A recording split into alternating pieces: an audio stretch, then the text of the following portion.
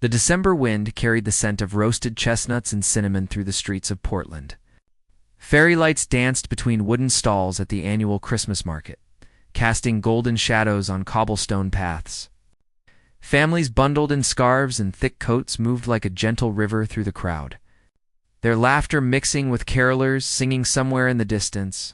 Daniel Harper stood still among the chaos, his breath forming small clouds in the cold air.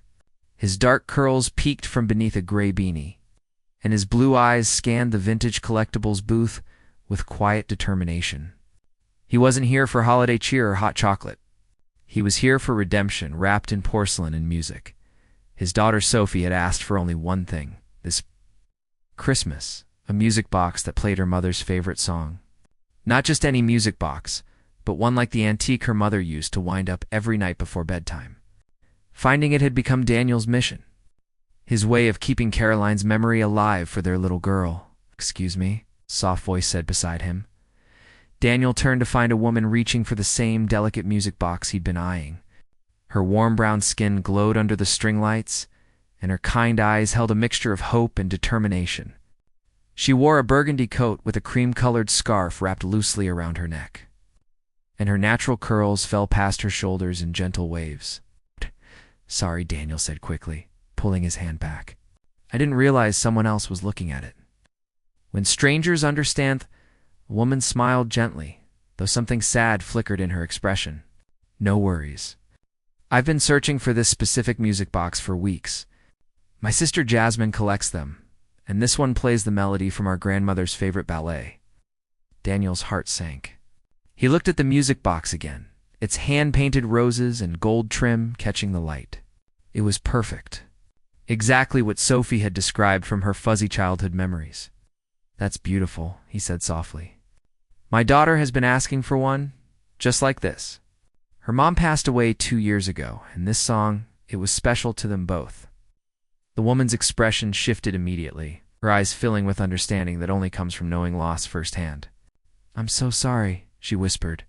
"That must be incredibly hard for both of you."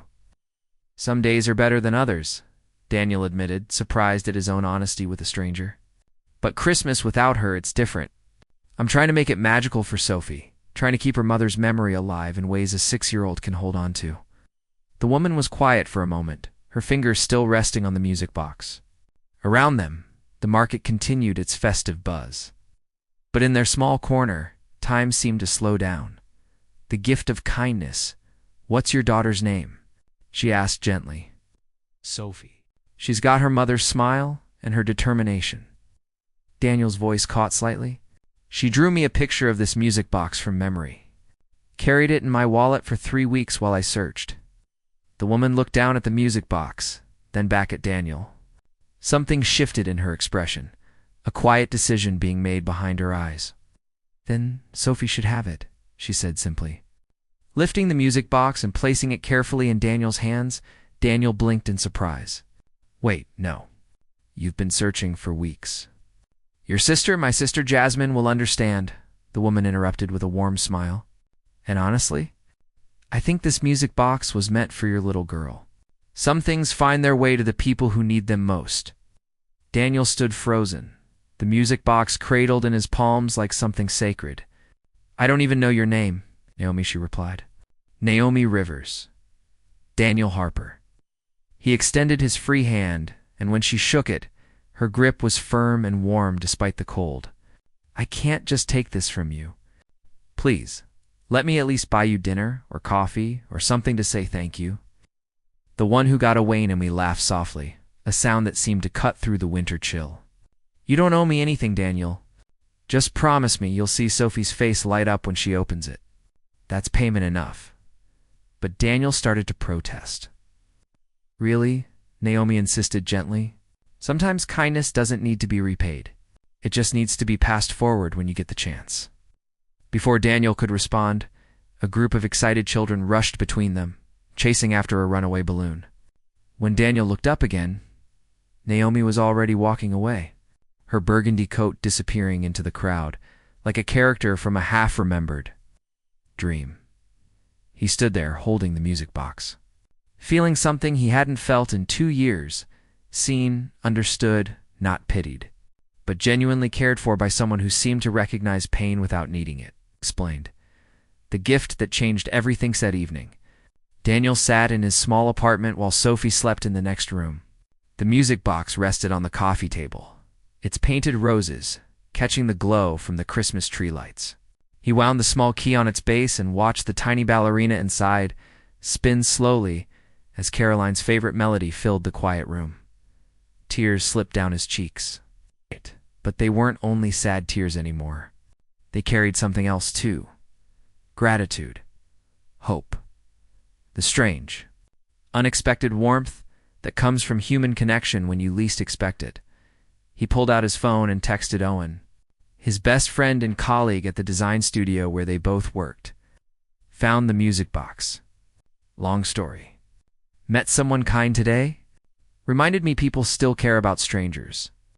Owen's response came quickly. That's beautiful, man. You deserve more of that in your life. Daniel looked at the spinning ballerina again and whispered into the empty room. Thank you, Naomi. Wherever you are, across town, Naomi sat in her small art studio apartment, sipping chamomile tea while sketching in her journal. She drew the Christmas market from memory, the lights, the crowds. The man with sad blue eyes and a daughter who needed magic. Her phone buzzed with a text from Jasmine. Did you find the music box? Naomi typed back, no, but I think it found someone who needed it more. Jasmine replied, You're too good for this world, sis. Naomi smiled faintly, setting her phone aside. She didn't feel too good. She felt human. Flawed and healing and trying to believe that kindness still mattered in a world that had broken her. 3 years ago when her marriage fell apart, she looked out her window at the Portland skyline. The same city lights that Daniel was probably looking at from wherever he lived. Neither of them knew it yet. But their story had already begun with one simple act of compassion. Sometimes. The best love stories don't start with romance. They start with two broken people choosing kindness when it would be easier to walk away. January brought rain to Portland, the kind that turns the city soft and gray, where umbrellas bloom like flowers on every corner. Daniel sat by the window at Ground Coffee House, his favorite neighborhood cafe, watching droplets race down the glass. His laptop was open to a half-finished design project, but his mind kept wandering. 3 weeks had passed since the Christmas market, and he still thought about Naomi Rivers. Not in an obsessive way, but in that quiet, persistent manner that comes when someone touches your life unexpectedly. He'd searched for her online with the little information he had. But Naomi Rivers was apparently a common enough name in Portland that he'd found nothing conclusive. You're doing that thing again? Owen said, sliding into the chair across from him. Owen was Daniel's opposite in many ways. Tall, where Daniel was average height. Outgoing, where Daniel was reserved. Perpetually optimistic, where Daniel carried careful caution. They'd been friends since college, and Owen had been Daniel's anchor through the worst days after Caroline died. What thing? Daniel asked, closing his laptop. That faraway look. The one you get when you're thinking about music box lady? Owen grinned, stirring sugar into his Americano. Daniel rolled his eyes but couldn't help smiling. I'm not thinking about her. And I'm not trying to set you up with every single woman I know. Owen leaned back in his chair. Listen, man, it's okay to be interested in someone. Caroline wouldn't want you to be alone forever. The universe has timing bath for. Daniel could respond. The cafe door chimed open. 2 women walked in, shaking rain from their coats and laughing about something. Daniel glanced up casually, then froze. It was her. Naomi stood by the door, helping a younger woman fold up a bright yellow umbrella. She wore jeans and a soft pink sweater, her curls pulled back in a loose bun. She looked different than she had at the market. More relaxed, less bundled against the cold. But her presence carried the same gentle warmth that had struck him 3 weeks ago. Their eyes met across the cafe, and recognition flashed in her expression. Surprise, then something softer. A smile. No way, Owen muttered, following Daniel's gaze. Is that her? Daniel nodded, unable to speak. Naomi said something to the woman beside her, then started walking toward their table. Daniel's heart hammered in his chest. That particular kind of nervous energy that comes when fate hands you a second chance you didn't expect, when coincidence feels like destiny, Daniel," Naomi said as she approached, her smile uncertain but genuine. "I can't believe this, Naomi." Daniel stood quickly, nearly knocking over his coffee. "Wow. Hi. This is unexpected. Good unexpected or weird unexpected?" she asked with a laugh. "Definitely good," he said, then gestured to Owen. "This is my friend Owen. Owen, this is Naomi, the woman I told you about." Owen practically jumped out of his seat, extending his hand with enthusiasm. "The music box angel?" "Daniel hasn't stopped talking about you," Owen Daniel warned, his cheeks flushing. Naomi shook Owen's hand, her smile widening. "Angel might be a stretch, but I'll take it." "Shh." She turned back toward the younger woman she'd entered with. "This is my sister, Jasmine." Jasmine bounced over with infectious energy. She looked like a younger, more vibrant version of Naomi, with the same warm eyes but an even brighter smile. "So you're the guy my sister gave the music box to. She's been wondering if you found her."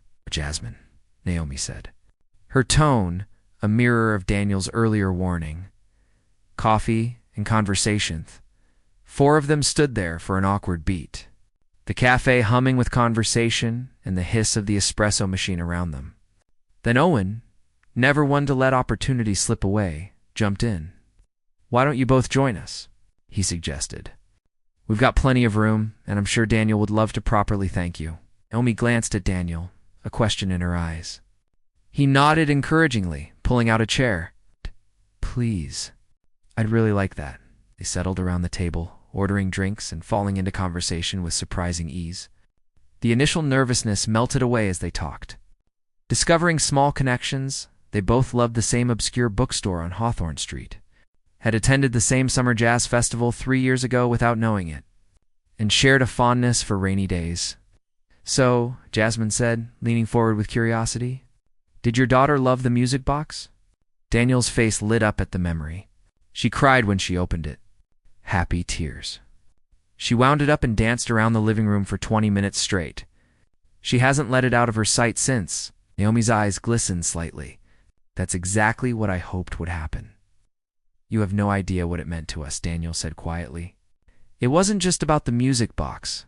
It was about someone caring when they didn't have to. That's rare." Sharing scars and stories, Owen and Jasmine exchanged knowing glances. Then Owen cleared his throat. "You know what? Jasmine and I should probably grab our drinks to go. I just remembered I need to show her that gallery downtown." Jasmine caught on immediately. "All right, the one with the modern installations. We should definitely check that out now." Before either Daniel or Naomi could protest, Owen and Jasmine gathered their things with theatrical urgency, leaving Daniel and Naomi alone at the table. They both laughed at the obvious setup. "Subtle friends we have," Naomi said. "About as subtle as a marching band," Daniel agreed. A comfortable silence settled between them. But it was the kind of silence that invites vulnerability rather than awkwardness. Naomi traced the rim of her coffee cup with one finger. "Can I ask you something?" she said softly. "Of course. That day at the market when you talked about your wife, you looked so sad, but also so determined to keep going for your daughter. How do you do it? How do you keep moving forward when everything feels broken?" Daniel considered the question carefully. "Honestly, I don't always know. Some days I wake up and I still reach for Caroline's side of the bed. Some days Sophie asks me questions I don't know how to answer, like, when is Mommy coming home? Even though we've explained it 100 times.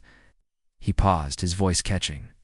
"But then Sophie laughs at something silly, or draws me a picture, or tells me she loves me, and I remember why I keep going. She's my reason." Opening old wounds, finding new light. Naomi nodded slowly, her expression thoughtful. "I was married once," she said quietly. "His name was Trevor. We were together for 8 years, married for 3. I thought we'd built something solid, something that would last forever." "What happened?" Daniel asked gently. "He left." The words came out flat, matter of fact, but pain flickered behind them. "Said he felt trapped. Said I was too focused on my career, too independent, not enough of what he needed."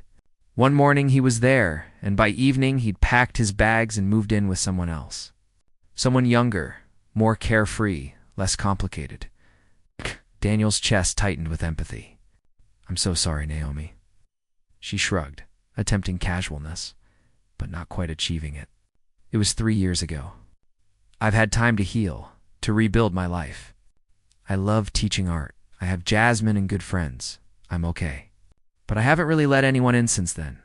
Haven't wanted to risk feeling that broken again." "That makes sense," Daniel said. "Losing someone, whether through death or choice, it changes you. Makes you cautious about opening your heart again." Their eyes met, and in that moment, something unspoken passed between them. Recognition of shared pain, yes. But also something more. Possibility. The beginning of something real. "I know this might sound forward," Daniel said, his voice nervous but sincere. "But would you want to have dinner with me sometime? A proper dinner. Not just a coincidental coffee shop meeting orchestrated by our meddling friends." Naomi smiled, really smiled, and it transformed her entire face. "I'd like that. But I should warn you, I'm terrible at dating. I overthink everything. I have trust issues. And I tend to keep people at arm's length. Well, I'm a widowed single father who works too much, struggles with guilt over being happy, and hasn't been on a date in over 6 years. So we're probably both disasters at this." They both laughed, the sound genuine and freeing. "Disasters together, then?" Naomi suggested. "Disasters together," Daniel agreed. They exchanged phone numbers, this time making sure not to let the other disappear without a trace. As Naomi stood to leave, she paused. "Daniel, thank you for being honest about your pain. Not everyone is brave enough to do that." "Thank you for seeing it without judgment," he replied. Naomi walked out into the rain, and Daniel watched her go with a feeling he hadn't experienced in years. Hope mixed with nervousness. The particular flutter that comes when you realize someone might just understand the broken parts of you. Owen returned minutes later with a knowing grin. "So, did you get her number?" Daniel nodded, still staring at the door where Naomi had disappeared. "Good man," Owen said, clapping him on the shoulder. "Caroline would be happy for you, you know. She'd want you to find light again." Daniel closed his eyes, feeling the truth of those words settle in his chest.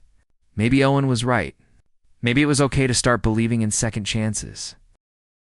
The outdoor art exhibition sprawled across Laurelhurst Park like a temporary gallery under open sky. White tents housed paintings, sculptures, and installations from local artists, while food trucks lined the pathways offering everything from Thai noodles to gourmet tacos. It was the first Saturday in February, unseasonably warm. Portland had shown up in force to celebrate art and sunshine. Daniel arrived early, nervous energy making him check his watch every few minutes. He'd debated for hours about whether to bring Sophie on a first date, but ultimately decided that honesty was better than pretending to be someone he wasn't. He was a father first, and anyone who wanted to be part of his life needed to understand that. Double quotes, "Daddy, can we get face paint?" Sophie asked, tugging on his hand. She wore her favorite purple dress with leggings and light-up sneakers, her dark curls bouncing as she hopped excitedly. "Maybe after we meet my friend," Daniel said, scanning the crowd. His stomach fluttered with anticipation and doubt in equal measure. What if bringing Sophie was too much too soon? What if Naomi changed her mind about him? "Is your friend nice?" Sophie asked. "Very nice," Daniel assured her. "She's an art teacher, so she loves creative things just like you do." "Meeting the girls, Daniel?" He turned to see Naomi walking toward them, wearing a flowing yellow sundress with a denim jacket and white sneakers. Her curls were loose today, framing her face in soft spirals, and she carried a canvas tote bag over one shoulder. She looked radiant, and Daniel's breath caught slightly. "Hi," he said, perhaps a bit too enthusiastically. "You look beautiful," Naomi smiled, a slight blush coloring her cheeks.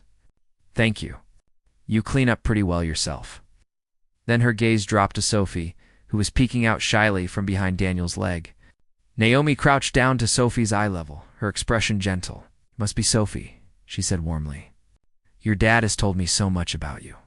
I love your dress. Purple is one of my favorite colors. Sophie smiled, her shyness melting a fraction. Really? Absolutely. Purple and yellow are the best colors for happiness. I like yellow too, Sophie said, touching the fabric of Naomi's dress carefully. It's like sunshine. Naomi's eyes met Daniel's over Sophie's head, and something passed between them. A moment of connection that felt significant. Art and honesty spent the next hour wandering through the exhibition together, stopping to admire paintings and sculptures.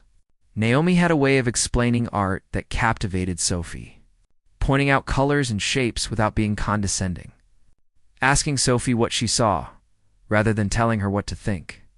At one tent, displaying watercolor landscapes, Sophie pointed to a painting of a sunset over mountains. That one's pretty. It looks like when Mommy used to take me to the beach. Daniel tensed slightly, but Naomi simply nodded. Your mommy had good taste in views. The artist used warm colors to make it feel cozy and safe. Do you paint too? I like to draw, Sophie said. Mostly princesses and rainbows. Daddy says I'm good at it. I bet you are, Naomi said. Maybe sometime you could show me some of your drawings? Sophie's face lit up. Really? Really? I love seeing what other artists create, even the young ones. Especially the young ones, actually. They have the best imaginations. They continued walking, and Daniel found himself relaxing. Watching Naomi interact with Sophie felt natural, unforced. She didn't try too hard or talk down to her. She just was herself, kind and present, painting together near the center of the park. They discovered a community art project, a massive canvas stretched across several tables, where visitors could add their own brushstrokes. Buckets of paint in every color imaginable sat waiting, along with brushes of various sizes. Can we paint, Daddy? Sophie asked, already reaching for a brush. Of course, Daniel said.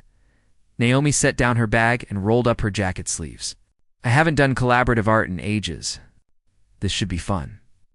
The three of them found a spot at the canvas and began painting. Sophie concentrated intensely on creating what appeared to be a family of purple butterflies. Naomi painted delicate flowers around Sophie's butterflies, weaving them together with curling vines. Daniel added a sun in one corner, its rays stretching toward the flowers and butterflies. We're making a story, Sophie announced proudly. The butterflies live in the flower garden, and the sun keeps them warm. That's a beautiful story, Naomi said softly, glancing at Daniel. Everyone needs warmth and a safe garden to live in. Daniel met her eyes, understanding the layers beneath her words. They weren't just talking about painted butterflies anymore. Vulnerability under open sky after. Washing paint from their hands at a nearby fountain. They grabbed food from a taco truck and found a spot on the grass to eat. Sophie sprawled out on a blanket Daniel had brought, eating her quesadilla and watching other children run past. Thank you for being so good with her, Daniel said quietly to Naomi. I know bringing a kid on a first date isn't exactly conventional. Naomi shook her head. I'm glad you brought her. It shows me who you really are. You're not trying to compartmentalize your life or hide the parts you think might scare someone away. That's brave. Or desperate, Daniel joked weakly. No, Naomi said firmly. It's honest, and honesty is something I value more than almost anything else. She paused, watching Sophie chase a butterfly. My ex-husband was always compartmentalizing. His work life, his friend life, his marriage, they were all separate boxes. I never felt like I saw the whole picture of who he was.